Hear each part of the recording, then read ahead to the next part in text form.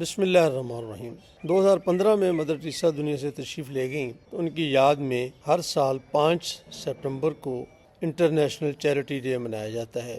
اس کا اہتمام UNO کے تحت کیا جاتا ہے۔ چیریٹی کیا ہے، اس پہ آپ تھوڑی سی گفتگو میں آپ کے سامنے رکھنا چاہتا ہوں۔ چیریٹی کا جو ترجمہ ہم کر سکتے ہیں یا کیا جاتا ہے وہ خیرات ہے، صدقہ و خیرات ہے، لیکن یہ بہت ایک لمٹڈ مفہوم ہے۔ میرے خیال میں یہ لفظ اس کا صحیح جو مفہوم ہے وہ کار خیر سے ملتا ہے، بھلائی سے ملتا ہے، یعنی ہر وہ بھلا کام، ہر وہ خیر کا کام جو اللہ کی مخلوق کے لیے فائدہ مند ہو، اس سے ہم چیریٹی کہہ سکتے ہیں۔ صدقہ و خیرات بہت ایک لمٹڈ معنی میں آتا ہے۔ کار خیر کیا ہے؟ میرے نزدیک دنیا میں 2 قوانین ہیں، ایک قوانین خداوندی ہیں اور ایک دنیا کے قانون۔ جب میں پاکستان میں رہتے ہوئے ایک پاکستانی شہری کی حیثیت سے اپنے تمام تر ٹیکسز کو ادا کر دیتا ہوں تو میرے اور کوئی ذمہ بات نہیں رہتی۔ مجھے یہ نہیں میری یہ ذمہ داری رہتی کہ پاکستان میں 2.5 کروڑ بچے اسکول سے باہر کیوں ہیں، 60% لوگوں کو صاف پانی کیوں نہیں مل رہا۔ یہ میرا مسئلہ نہیں ہے۔ میرا مسئلہ یہ ہے کہ میں نے ٹیکس دے دیا اور میں ذمہ دار ہوں۔ لیکن دوسری طرف رب کائنات کے قوانین ہیں جو ہمیں یہ بتاتے ہیں کہ نہیں، یہ آپ کی ذمہ داری اس کے علاوہ بھی ہے۔ اور وہ ہماری ذمہ داری کیا ہے کہ جو رب کائنات نے مجھے اور آپ کو عطا کیا ہے، ہم اس میں سے کتنا اس کی مخلوق کے لیے وقف کرتے ہیں۔ وہ وقت بھی ہے، وہ صلاحیت بھی ہے، اور وہ آپ کے پاس مال و دولت بھی ہے، آپ کو رتبہ بھی ہے، آپ کی حیثیت بھی ہے۔ جو کچھ بھی اللہ رب العزت نے آپ کو دیا ہے، آپ اس کو اللہ کی راہ میں کتنا خرچ کرتے ہیں اور اللہ کے بندوں کے لیے وہ کیا کام کرتے ہیں، یہ کار خیر ہے۔ اب اس کار خیر میں جو حکم ہے وہ قرآن پاک میں 100 مرتبہ سے زیادہ انفاق کا، زکوٰۃ کا، صدقات کا حکم ہے۔ احادیث میں بھی بے شمار ذکر ملتا ہے۔ ہر مذہب میں اس کے اوپر بات کی جاتی ہے کہ اللہ کی راہ میں اللہ کو خوش کرنے کے لیے مذہب کا تصور ہی تو کسی سپر پاور سے ہے نا جی۔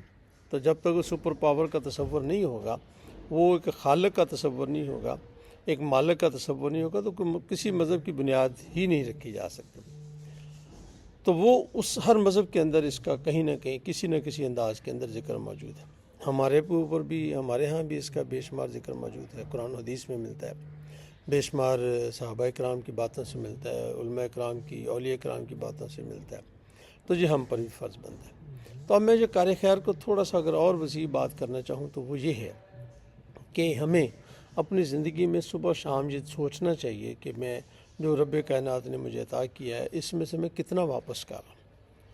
اور یہ بات میں کہہ کر اپنی بات کو تقریباً اختتام کی طرف لے جاؤں گا کہ یہ جو کچھ مجھے اور آپ کو ملا ہے، وہ دولت ہے، وہ رتبہ ہے، وہ علم ہے، وہ حیثیت ہے، وہ کچھ بھی چیزیں ہیں، یہ میرے خیال میں انعام نہیں ہے، یہ آزمائش ہے۔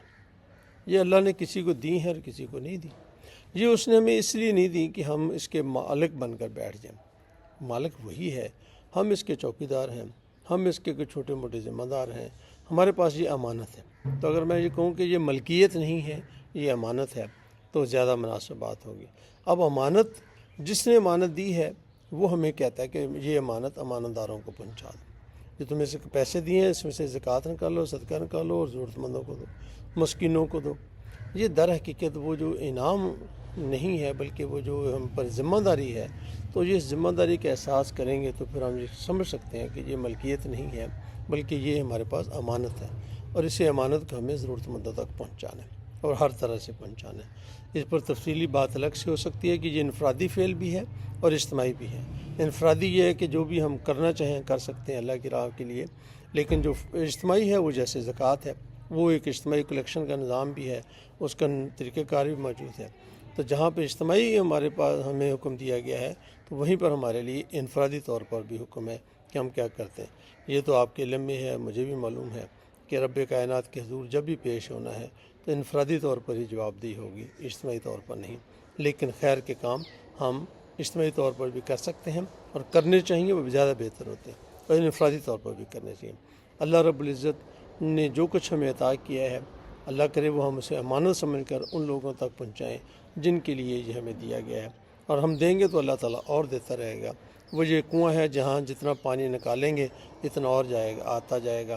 اگر اس کنویں سے پانی نکالنا بند کر دیں گے تو مزید آنا بھی بند ہو جائے گا۔